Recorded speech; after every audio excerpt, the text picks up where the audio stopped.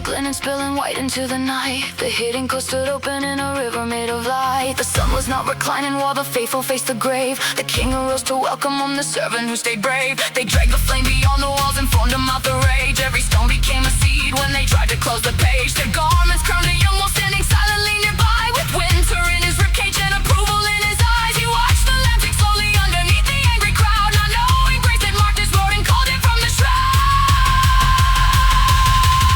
The wolf would hunt the embers and scatter them abroad, yet every flame he frightened would reveal another dawn. He thought the field was dying as the faithful fled in pain, but violence became the wind that carried living grain. The sorest soil bears witness, the deepest scars bear fruit. The hands that crush the branches still cannot touch the root.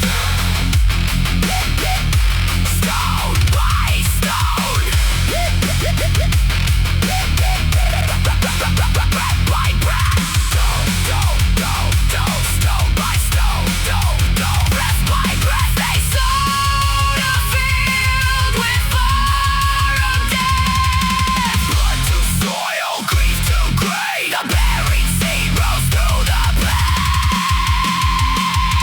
Let the stones come down, they will only plant the ground.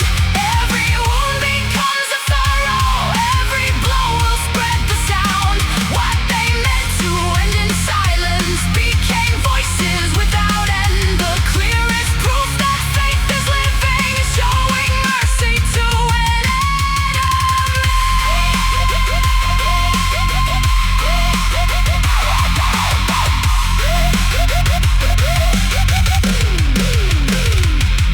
The final stone was lifted, the final breath grew thin. He raised his eyes toward heaven, not toward the hands of men. Receive the life you gave me, the open heavens heard. He placed his fading spirit in the keeping of the word. Then kneeling in the ruins while the young wolf lingered near, do not hold this sin against them. Love was louder than his fear. The stones that bruised the garden